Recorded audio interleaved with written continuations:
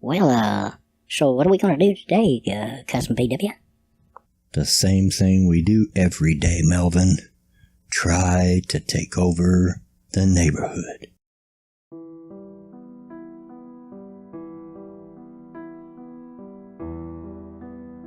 Hey y'all, Bloodwing here. Back to bring some grumpiness to the internet. Well, it's that time of the week again. Ooh, I know what time it is. It's time for the Heifer of the Week again, ain't it? That's right, Melvin. It's time for Heifer of the Week. And this week we got a special surprise. This lady wants to give us a song. And knowing how much you like music, I'm going to ask for your help with this one. Ooh-wee, you're right, I sure do like music. What's she gonna do? Is she gonna play the banjo? Or the fiddle? Or maybe the guitar? No, none of those. But there is a piano. Well, a piano's fine too, I reckon. What's she gonna do? Is she gonna sing Salty Dog or Talking That Trash? Or, oh, I know, maybe she'll do an old country song like Divorce. No, none of those, Melvin. No. She's actually going to sing us a little song and tell us why we're a feminist. A feminist? What? We already know the answer to that question. Of course I'm not a feminist. Why, my hair's not even blue. Oh, I know, Melvin. And I agree with you. We're not.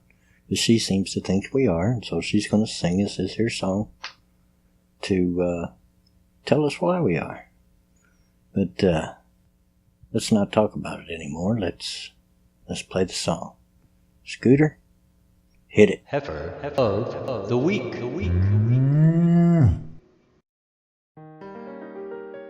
There's a useful term that's been maligned and casually dismissed. So today it's time we redefine what it means to be a feminist.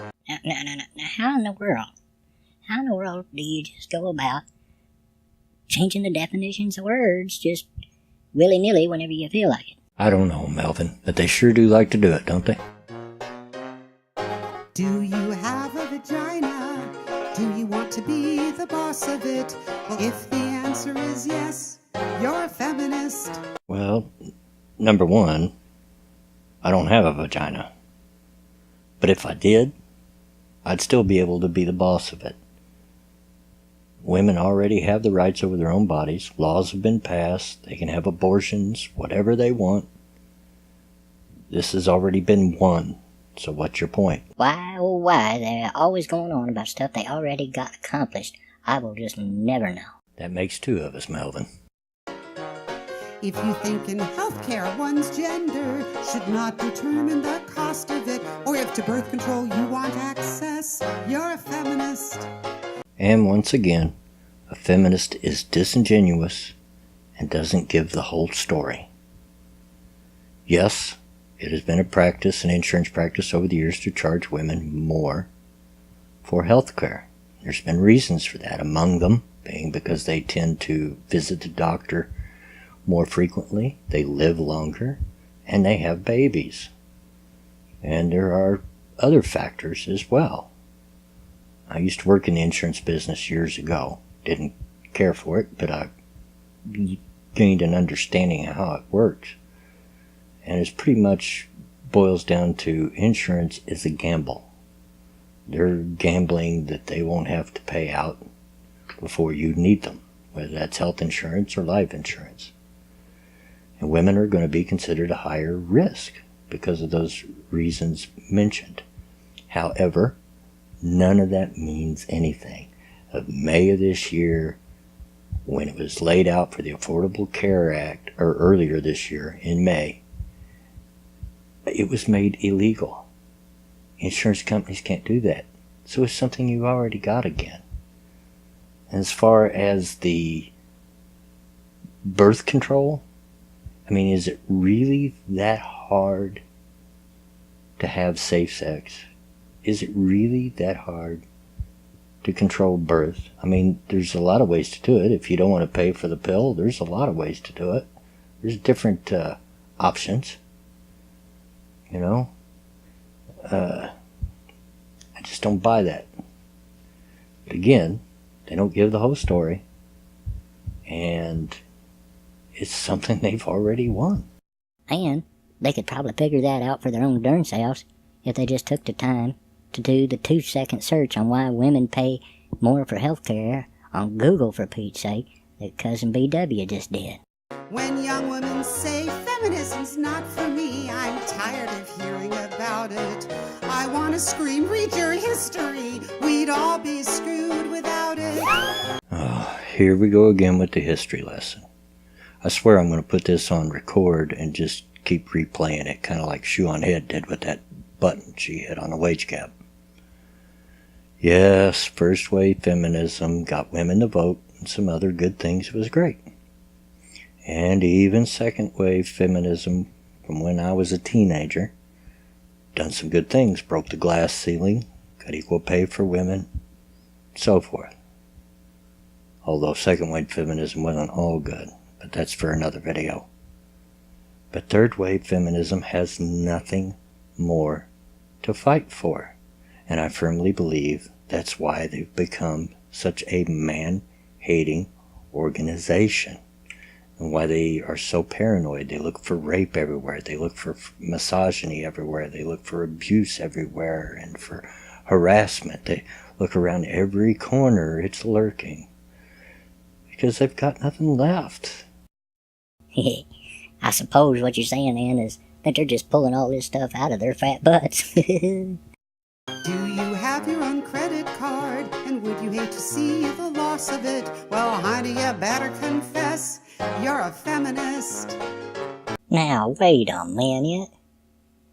That don't quite sound right to me, does it to you? No, it doesn't, Melvin. It sounds a little suspect to me. Well, let's take another look at that article she had up there in the corner of her screen. What? 40 years ago? 40 years ago, lady? And you're squawking about this now? Well, let's take a look at that article that you're talking about.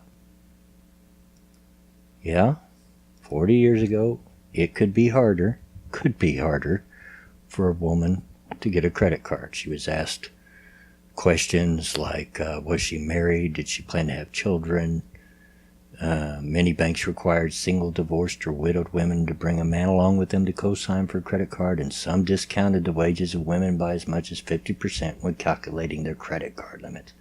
But number one, in 1974, more than 40 years ago, they passed a law. It's illegal. It hasn't happened since. And the reasons that it did happen in the first place are somewhat understandable if you consider the times.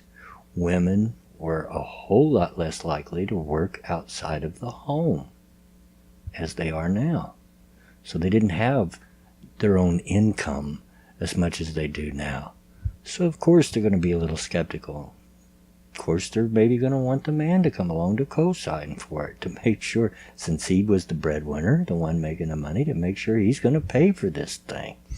And let's face it, women love to shop. It's a higher risk.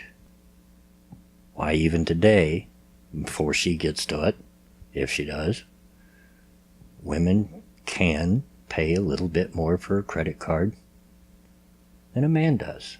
And there's reasons for that, because of studies that they've done. I mean, after all, the credit cards are in it for a business. They're not just giving you the money out of the kindness of their heart. They're going to make their money. And it's not that much. It's like a 0.5 point higher interest rate on their cards, maybe. And there's a reason. One is there's 5 percentage points more likely to carry a credit card balance. Women are more likely to carry a credit card balance. 4 percentage points more likely to make only the minimum payment. And 6 points more likely to be charged a late fee. They're late more often. And these aren't just arbitrarily set out there because they're women, but because they've done studies. And this was a study. I got that information from an FINRA Foundation study. You can look that up yourself. I'm not going to give the link, but it's all right there in black and white. Again, with a 2-second Google search, I found all this stuff. It's just lazy is what it is. If you hate the way online critics have gotten even more misogynist, more violent and vile, you're a feminist. Wait a minute. I know I'm not the sharpest crayon in the box, but that don't make no sense to me. She's talking about online harassment, bullying, right? Well, how in the world can she call it violence? How is that violence? It's a typical SJW trick, Melvin. Take something they don't like that hurts their fifis and blow it completely out of proportion. Make it into something completely terrible so they can all rally behind it and get mad and scream and holler and spit and throw urine on people. You're right. It can't be violence. Violence takes physical action. It might be harassment. There's even an argument that might be made that it's bullying, although I'm not sure about that. But it's not violence. If you think Olympic athletes should be discussed for their accomplishments and not their boyfriends or hairstyle, duh, you're a feminist. Well, she might have me there. I did kind of slobber over some of them female Olympians. Some of them were pretty hot. Yeah, you're right. Some of them were pretty hot. But she's making it sound like only men slobber over hot bodies. And specifically, she was talking about the Olympians. So let's take a look. Let's make a quick Google search here. Hot male Olympians 2016 games. Wow. This is just right off the top. Cosmopolitan, Stylecaster, Harper's Bazaar, 9gag, US Magazine, Wonderwall. All of them have a list of the hottest. And I guarantee, and I already know because you can tell I clicked on one of the links. Yeah, most of them are just barely half dressed. So, your point's kind of mute there, lady. It's kind of moot. Have you ever heard a bunch of women get together and talk about sex and talk about hot guys? Yeah, they could make any locker room full of guys blush with the way they talk. Trust me.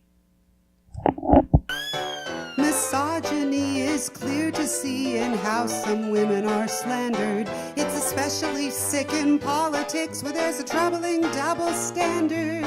If you think presidential candidates should be judged by their record and policies and not by how much they smile, you're a feminist. Okay, now I know you're reaching, lady. That has nothing to do with because she's a woman. It's because she doesn't smile. And I'll tell you one thing right now. I rarely smile. I always get people telling me to smile, smile. My normal relaxed face is a frown. It's just where it rests. Got nothing to do with her being a woman. As if you don't have enough to squeal about.